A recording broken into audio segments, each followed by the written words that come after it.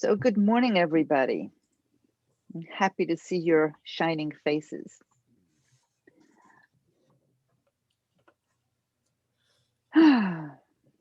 What a week, right? Well, today we're going to be talking about Parsha Bo. In this Parsha, we get a full description of plagues 8 and 9, and God continues to harden Pharaoh's heart. Pharaoh's heart continues to be hardened. And between plague 9 and 10, we get a lot of instructions about the Passover night and celebrations for the Passover festival. And then at the very end of the Parsha, we start our exodus from Egypt, from Mitzrayim. So today I'm really focusing on two aspects of this Parsha. One is overcoming the fear to face Pharaoh, and the other is moving from Mitzrayim, constriction, Egypt, whatever you want to call it, to freedom. So I'm going to start with moving from Mitzrayim to freedom. We often think about freedom as freedom from oppression, from suffering, from servitude. And there's also the freedom to be in relationship, particularly relationship with the divine. And that's, I think, a big piece of this Parsha. I think that in order to be in relationship with the divine, we first need to be fully in relationship with ourselves, even the parts of ourselves that we don't like so well, that shadow side. Maybe parts of ourselves that are more Pharaoh-like than we'd like to admit. Rabbi Shefa Gold, in her book Torah Journeys, says, and I quote, "At the beginning of the portion, God speaks to Moses, the prophet within us, and says, 'Bo, come on in. I'm waiting for you inside the heart of Pharaoh.' The heart of Pharaoh is inside you. It is that place that has grown heavy with the weight of life's experience. It is the place that has hardened, its outer shell cynical, and its inner layers made of fear and unhealed grief. Through this heart of Pharaoh, you must come if you are to know me, if you are to find your freedom." When I read that and kind of let it sink in, it really reminded me of the Tonglen meditation that we did last week. That knowledge that there's a divine spark in each of us, and that spark is very well may be shielded due to our life experiences. We need, that need to be self-protective. So we didn't talk about it last week in these terms, but it's absolutely the same thing, I think. So for me, I was looking at freedom as that ability to tap into the divine spark and let it shine forth. So that leads me to talking about facing Pharaoh. Moses was frightened.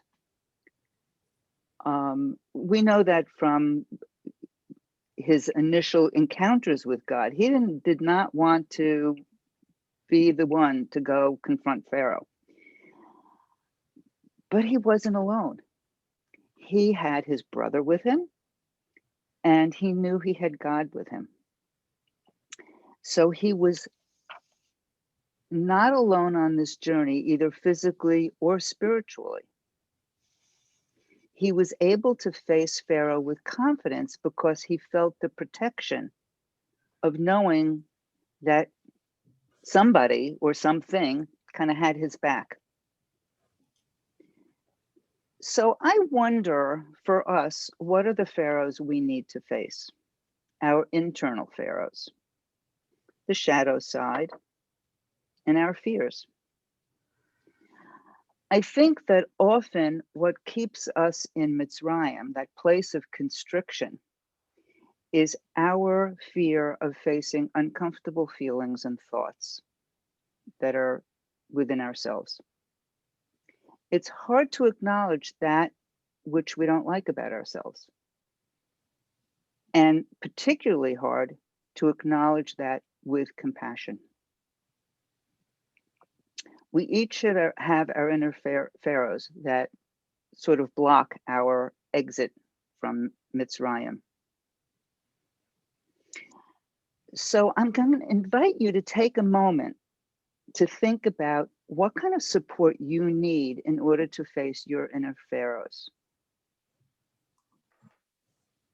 Who are the people you need? Who can you talk to about the hold that these inner pharaohs might have on you? Some people? Or maybe pets? Or maybe beings?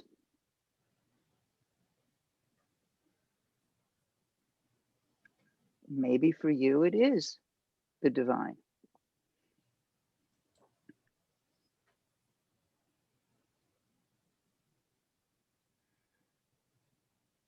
So I hope that we're all willing to approach whatever it is that we fear, knowing that we don't have to do this alone, and that we all have people who, or beings, or pets, or whatever, the love of ancestors even, so that we feel as though something has our back.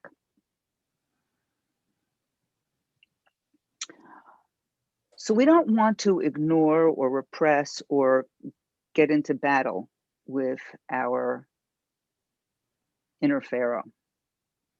We simply want to bear witness to the fear and the pain and do so with compassion.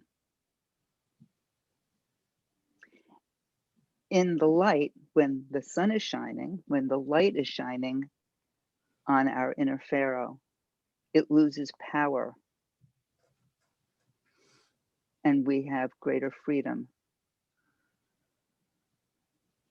So our meditation practice today is going to be something that I hope will help each of us prepare ourselves to approach and welcome into our awareness our inner pharaohs. So I invite you to take your good, relaxed yet alert posture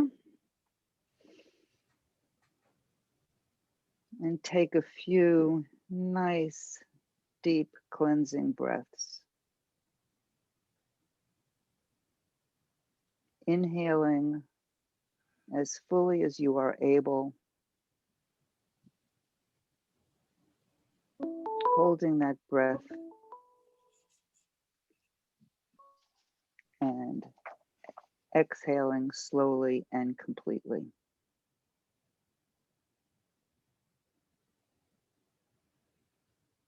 Again,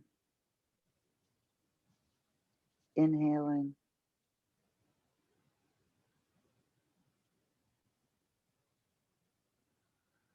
and exhaling.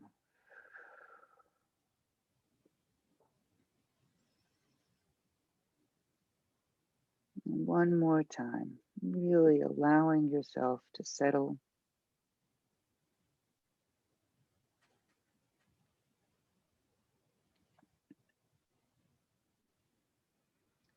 And I invite you now to notice any kind of physical discomfort that you may be experiencing, anywhere in your body, and allow your awareness to rest there. If you're not feeling any discomfort, pay attention to sensations in your body.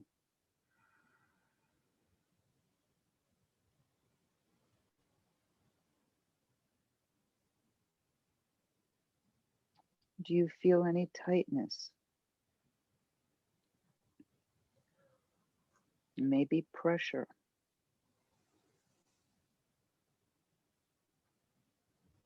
A sense of tingling? Or maybe throbbing? Notice what's going on.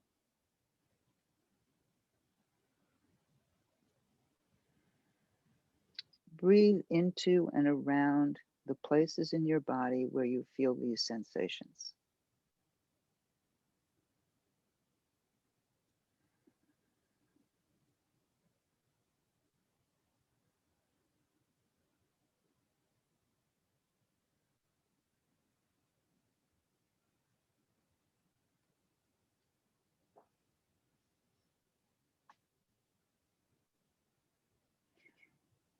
With kind and gentle attention, notice how these sensations may continue or shift.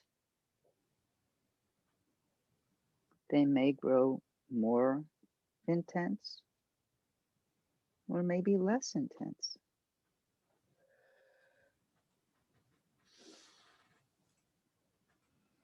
They may move. They even may morph into something else entirely.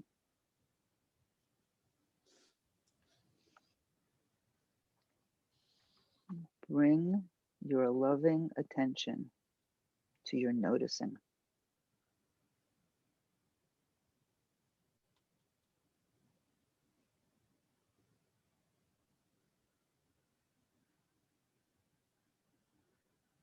And of course, at any point, you can turn your primary focus to your breath. I really encourage you to stay with physical sensations as best you can.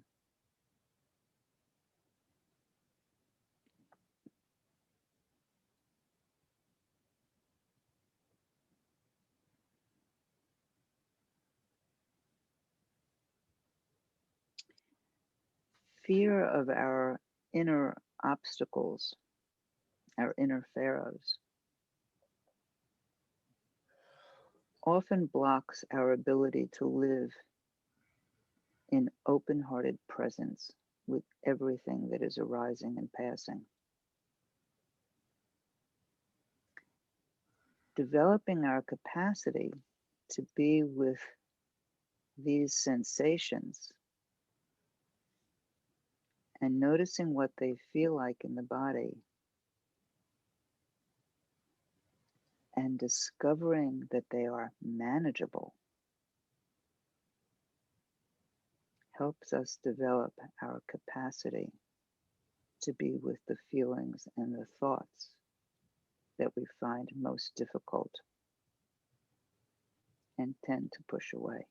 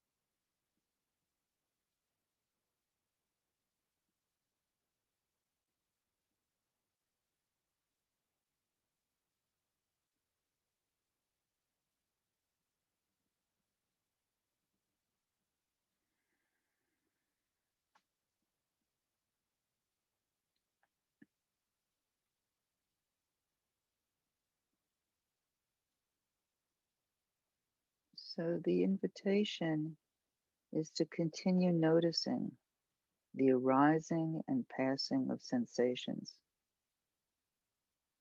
particularly the unpleasant ones.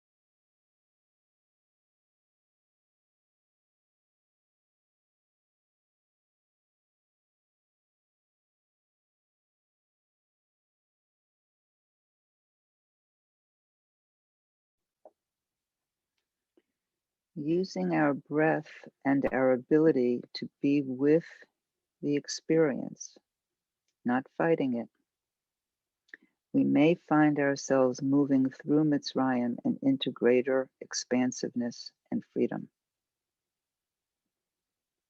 possibly discovering whole new vistas. And we'll sit for another minute.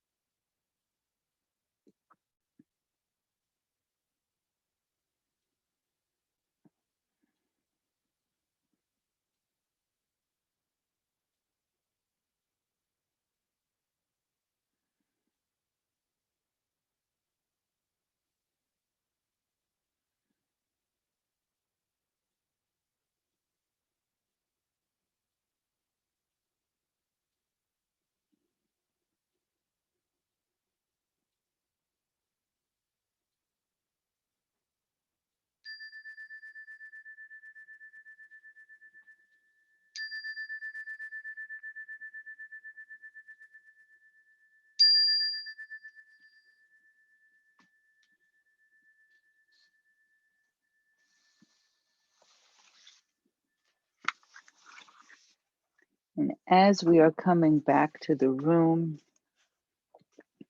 I share with you Delusion and Freedom by Sheila Peltz Weinberg. I was walking in a room with many windows. I heard a light thump and looked up. It was a tiny bird. She was thumping against the very clean glass. 5 or 6 times she thumped. Then she flew away to freedom. How I wish the walls of delusion I meet in my mind could be released as well. And then this one right here could be free.